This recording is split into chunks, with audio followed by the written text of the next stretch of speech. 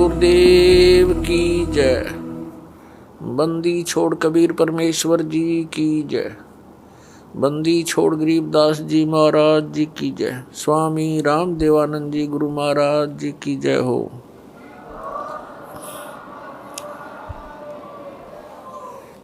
तुमरे विसारे क्या बने, मैं किसकी शरण में जाऊं। शिव ब्रंच मुनि नारदा, तिनके हृदय न सुनो।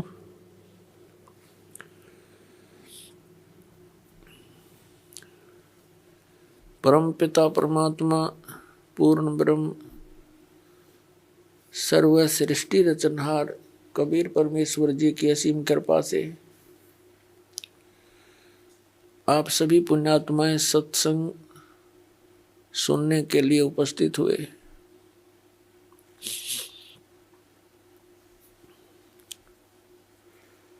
सत्संग में आने से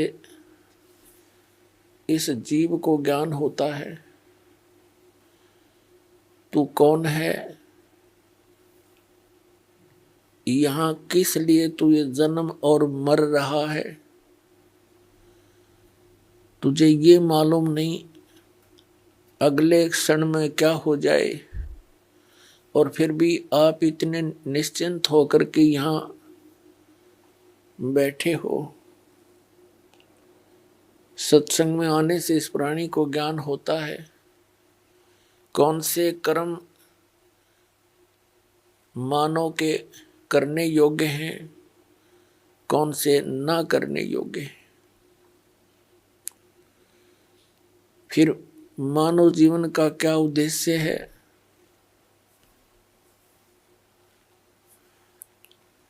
ये ज्ञान होता है कि मनुष्य जीवन किस लिए प्राप्त हुआ है। फिर उद्देश्य से परिचित होकर के ये प्राणी उस परमात्मा के पाने के लिए तड़प उठता है, क्योंकि इसको अभी तक यथार्थ ज्ञान नहीं हुआ था। काल भगवान जिसके लोक में हम रह रहे हैं, ये एक नंबर का विलियन है, ये खलनायक है। आप फिल्मों में देखा करते हैं जो खलनायक की रोल करता है वो कैसा व्यक्ति होता है। वो तो एक सिंपल रोल करता है, ये रियल में कर रहा है। इसने हमारे परम पिता को बुला दिया, इसने परमात्मा का नामो निशान मिटा दिया। अपने आप को ये भगवान सिद्ध करके बैठ गया।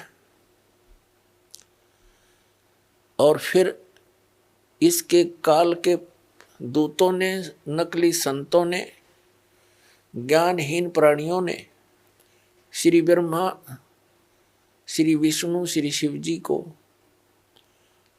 बताया कि यही सब कुछ हैं, यही व्यवस्थक हैं, उत्पत्ति, स्थिति और संहार यही करते हैं। ब्रह्मा जी को तो कुछ एक बता ही देते हैं कि ये इसकी मृत्यु होती है, इसका कुछ समय निर्धारित है जीवन का। लेकिन श्री विष्णु, श्री शंकर भगवान जी को ये अजर व अमर बताया करते थे। इन्हीं की पूजा का विधान दृढ़ किया करते थे, जो किसी भी सदग्रंथ में प्रमाण नहीं था। तो इन काल के से प्रेरित संतों ने सभी पुण्यात्माओं को मिसगाइड कर रखा था। स्वयं परमात्मा आते हैं, इस अज्ञान को समाप्त करते हैं, अपनी प्यारी आत्माओं को सीधा राह बताते हैं। आप देखते हैं जितने गुरु उतने ही उनके मार्ग, उतने ही विधि भक्ति की, जितने संत उतना ही उनका अलग अलग ज्ञान।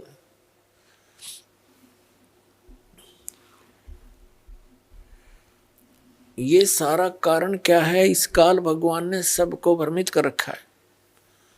इसने भ्रमित क्यों कर रखा है? परमात्मा ने हमारे ऊपर एक दया करी थी, कबीर भगवान ने। जो हम सबका जनक है। आज पहले भी आपको बताया था सुबह के सत्संग में, जब इस काल भगवान ने इस दुर्गा देवी जी के साथ बद व्यवहार करने की चेष्टा की थी, इस दुर्गा जी ने अपनी इज्जत रक्षा के लिए इसके पेट में शरण ली थी। परमेश्वर ने, कबीर देव जी ने, सत्य पुरुष ने इस ज्योति निरंजन को इसके 21 ब्रह्मांड समेत वहां से निकाल दिया था, साथ में दुर्गा जी को भी। और साथ में इसको एक ऐसा वचन दे दिया था कि यहां जो ऐसे कर्म करता है सच्चे लोक में, उसको ये रोग लगता है 1 लाख मानव शरीरधारी प्राणियों का नितहार आहार करने का। इसको वो श्राप लगा हुआ है 1 लाख मानव शरीरधारी प्राणियों का ये नित आहार करता है। उसके लिए इसने अपने तीनों पुत्रों की रजगुण ब्रह्मा, सतगुण विष्णु, तमगुण शिव जी की ड्यूटी ला रखी है। इनको एक एक गुण से युक्त कर दिया। ना श्री ब्रह्मा के बस की बात, ना विष्णु के, ना शिव की। इनके अंदर से एक ऐसी रेंज निकल रही है, रेज, ऐसी किरणें निकल रही हैं जो इसके अंतर्गत इस 3 लोक में, पृथ्वी लोक, पाताल लोक और स्वर्ग लोक के प्राणियों को, ये तीनों देवताओं के अंदर से निकल रही ये किरणें प्रभावित करती हैं। ये अपने लोकों में रहते हैं, इनकी राजधानी है ऊपर विष्णु लोक, शिवलोक और ब्रह्मा लोक। वहां रहते हुए भी इनके अंदर से निकल रही किरणें हमें यहाँ प्रभावित कर रही हैं। जैसे मिर्च का छोंक लगता है रसोई में,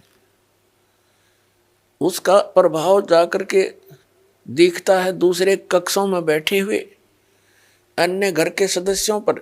छींकें आने लग जाती हैं, उनके बस की बात नहीं कि वो छींकों को रोक सके।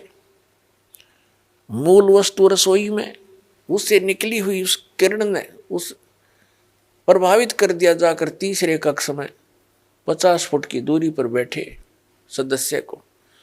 ठीक इसी प्रकार श्री ब्रह्मा, श्री विष्णु, श्री शिव जी से निकल रही ये किरणें, ये तरंगे हमें यहाँ प्रभावित करती हैं, जिसके कारण रजोगुण की किरण के इन तरंगों के कारण हम प्रभावित होकर के सृष्टि उत्पत्ति संतान उत्पत्ति करते हैं। जिस कारण से ब्रह्मा जी को सृष्टि की उत्पत्ति करता बता दिया। यू खाक उत्पत्ति करता है, उत्पत्ति तो परमात्मा ने करके दे रखी। कबीर साहब ने सारे ब्रह्मांड रच दिए, इसके 3 गुण 5 तत्व दे दिए। ये तो केवल प्रभावित करता, जिस कारण से सभी प्राणी अपनी ये विवश होकर के, विषय वासनाओं के वश होकर के संतानोत्पत्ति करते हैं। और फिर यहाँ के यहाँ की सुविधाओं की इच्छा, राजसी ठाठ सभी चाहते हैं, ये उसी का प्रभाव। और दूसरे सतोगुण के प्रभाव से हम एक दूसरे में मोह ममता बुरी तरह जकड़े हुए हैं। जीव के बस का नहीं ये ममता मोह हटा दे किसी सदस्य से, संपत्ति से या इस संसार से। ये तो परमात्मा कबीर जी की दया होगी, आपको ज्ञान मिलेगा और साथ में वो समाधान मिलेगा जो इसकी किरणों को, इनके प्रभाव को निरस्त करेगा। वो साधना आपको दी जाएगी, तब आप यहाँ से निकल सकते हो। नहीं तो जकड़ रखा प्रत्येक प्राणी को और समझ में नहीं आने देता ये हो क्या रहा है। 1 मिनट में मृत्यु हो जाती है, उससे पहले ठेकेदार बना रखा है, तो ये तेरा बेटा है, ये तेरी बेटी है, ये कार है, ये तेरी कोठी है। और फिर क्या है, छोड़ बुद्धू, तेरा कुछ नहीं था, चल गधा बन। ऐसी दुर्गति हमारी कर रखी है इस काल भगवान ने। और तीसरा जो शंकर भगवान है, उसके अंदर आपको पता ही है, तमोगुण के कारण एक दूसरे के साथ लट्ठम लट्ठा इतना क्रोध पैदा कर देता है, हिंसाएं हो जाती हैं। और ये संहार का भी कार्य करता है। 1 लाख मानव शरीरधारी प्राणियों को नित मार के अपने पिता काल के पास भेज देता है। जिस कारण से इस अपनी व्यवस्था, इसको भूख लगी हुई, इसको भूख लगती है। 1 लाख मानव शरीरधारी प्राणियों का निताहार करने का श्राप लगा हुआ है, और जिस कारण से इसने हम सभी को यहाँ मिसगाइड कर रखा है, अपनी खेती बना रखी है, जैसे कसाई बकरे पालता है। परमात्मा परमेश्वर वो हमारे जनक हैं, सबके मालिक हैं, उत्पत्ति करता कबीर भगवान जो काशी में दुल्हा रूप में आए थे, उन्होंने आके अपनी प्यारी आत्मा धर्मदास साहिब जी को मिले। उनसे कहा कि धर्मदास, तुम जिस लोक में रह रहे हो ये कसाई का लोक है, यहाँ कोई रहम नाम की चीज नहीं है। किसी का बेटा मरो, किसी की बेटी मरो, पूरा अक्षेत्र नष्ट हो जाओ, नो प्रॉब्लम। इसमें दया नाम की चीज नहीं है। धर्मदास जी ने कहा कि भगवान, यहाँ कैसी सुविधाएं नजर आ रही हैं, सुंदर बाग बगीचे हैं, झरने बह रहे हैं, मीठे जल की दरिया बह रही हैं, नीचे भी अच्छा मीठा जल है पृथ्वी में, और सुंदर बाग हैं, सुंदर मेवा लगी हुई हैं, कैसी अच्छी हवा चलती है, दिन रात बन रहे हैं। तो परमात्मा ने कहा कि ये तो ऐसी व्यवस्था है जैसे कसाई बकरे पालता है, वह अपने उन पाले हुए बकरे और बकरियों के लिए सब सुविधाएं देता है। एक बहुत बड़ी चरागाह भी बनाता है, उनके लिए शेड झोंपड़ी डालता है गर्मी और सर्दी से बचाने के लिए, जल की व्यवस्था करता है, उसके चारे की व्यवस्था करता है, हिंसक पशुओं से बचाने के लिए उनकी चारों तरफ बाड़ करता है, सुरक्षा चक्कर बनाता है। जिस कारण से वो बकरे ये सोचते हैं ये दयालु मालिक है हमारा, हमारी कितनी केयर टेक करता है, कितनी देखभाल रखता है। जिस कारण से जब वो कसाई बकरों के पास आता है तो उससे प्यार करते हैं, ऐसे ऊपर को पैर उठाकर उसे सीने से लगाना चाहते हैं, उसकी उस व्यवस्था को देखकर इसे प्रभावित हो जाते हैं। वो ऐसे हाथ लगाकर देख रहा होता है, वो प्यार करते हैं, जीभ से चाटते हैं उसके हाथों को प्यार जताने के लिए। वो देख रहा होता है ये कितने किलो का हो गया, इसमें कितना मांस बढ़ गया, और वो सोच रहे हैं ये हमें प्यार कर रहा है। पहले उन भोले बकरों और बकरियों को वो दयालु नजर आता था, लेकिन जब ऑर्डर आता है 10-20 बकरों का काटने के लिए, वो ना देखता किसकी बेटी मरेगी, किसकी माँ, किसका भाई और किसकी बहन। एक परिवार के चे सारे आ जाओ, मोटे मोटे छांट के और जाके काट के अपना निर्वाह करता है। परमात्मा ने कहा धर्मदास, तुम इसे कसाई के लोक में रह रहे हो, तुम्हें आंखें नहीं खुलने देता, ये मूर्ख बना रखा तुम्हारे को। पुणात्मा, जिस समय आप परमात्मा की सत्यनारायण कथा से परिचित हो जाओगे, सत्यनारायण कथा का अर्थ हो सच्चे भगवान की जानकारी, उसकी महिमा का गुणगान, अविनाशी भगवान की गुणगान। आज तक हम श्री विष्णु जी को सत्यनारायण कहते थे। सत्यनारायण माने अविनाशी, सच्चा भगवान, सत्य माने जो कभी नाश ना हो जिसका। और विष्णु जी की मृत्यु होती है, शंकर जी की भी मृत्यु होती है, और ब्रह्मा जी की भी मृत्यु होती है। तो ये सत्यनारायण नहीं थे। सत्यनारायण केवल कबीर देव है, कबीर साहब है, जो काशी में धानक रूप में आया था। बनारस के अंदर 120 वर्ष रहे, सहशरीर आए थे, शिशु रूप धारण किया था, और सहशरीर चले गए थे मगहर से हजारों लाखों की संख्या में उपस्थित दर्शकों के सामने। उनके सब जब परमात्मा एक वस्त्र बिछाया था, एक चद्दर एक ऊपर ओढ़ कर लेटे थे। कुछ देर के पास आकाशवाणी हुई थी, देखो मैं जा रहा हूँ, इस चद्दर में कोई मुर्दा नहीं है। चद्दर उठा के देखी, सुगंधित फूल मिले थे। वो ना जन्म हुआ ना मरे थे, वो सत्यनारायण है, वो अविनाशी परमात्मा है। नारायण का अर्थ होता है जल पर आकर आने वाला, जल पर विराजमान होने वाला परमात्मा एक लीला प्रत्येक युग में करते हैं। सतलोक से चलकर आते हैं, सहस्री आते हैं और कमल के फूल पर वो सरोवर के अंदर जल के ऊपर आकर विराजमान होते हैं, जिस कारण से वास्तव में नारायण वो परमात्मा है कबीर जी। तो जब आपके यह सत्यनारायण कथा समझ में आ जाओगी, क्योंकि ये प्रथम बार सुनता है, कोई दूसरी बार सुनता है, और जिन्होंने खूब सुन रखी है उनका समझ में अच्छी तरह आ चुका है। तो ये लोक रहन का नहीं है, हमें विकल्प नहीं मिल रहा था। पुण्यात्माओं, इस परम पिता की शरण में आने के बाद, कबीर साहिब की शरण में आने के बाद आपके जितने परिवार के सदस्य हैं सब सुरक्षित रहेंगे। आपको आवश्यक वस्तुएं उपलब्ध करवाएगा, तभी हम भक्ति कर सकते हैं। जिसके 24 घंटे टेंशन रहेगी कोई किसी ना किसी वस्तु की, तो भक्ति नहीं कर सकता। पहले तो आपको टेंशन फ्री करेगा। जितनी आपकी आस्था इस भगवान में बढ़ती चली जाएगी, जितना विश्वास बनेगा उतना ही आपके निकट आएगा। विश्वास बनने में देरी लगती है, क्योंकि हम अज्ञान से परिपूर्ण होते हैं जब परमात्मा की शरण ग्रहण करने के लिए आते हैं। कुछ तो अज्ञान इन सत्संगों से, पुस्तकों से, टीवी चैनलों से हट जाता है। यहाँ आने के बाद रहा कहा फिर मांझा जाता है प्राणी, और फिर यहाँ आने के बाद आशीर्वाद, प्रणाम, भगवान की मंत्र दिए जाते हैं।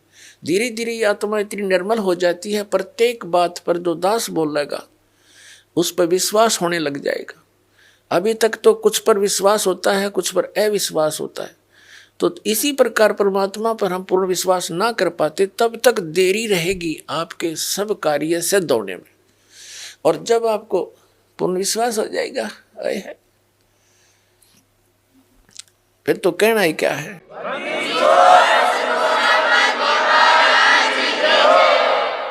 जिनको पूर्ण विश्वास हो जाता है, एक भक्त ऐसे ऐसे सुख बताता है कि उसका कहता है जी कितने बताऊं, गिनती नहीं। तो पुण्यात्माओं, भगवान है ये हमारा सच्चा पिता है, और अपने पिता को ही अपने संतान के दुख की चिंता होती है, और ये समर्थ है, हमारे सब काम करने में सक्षम है, सब दुखों को दूर करने में सक्षम है। ये समर्थ परमात्मा है। इस पर विश्वास करके देखो पूर्ण हृदय से, फिर देखना सारे काम ठीक होंगे।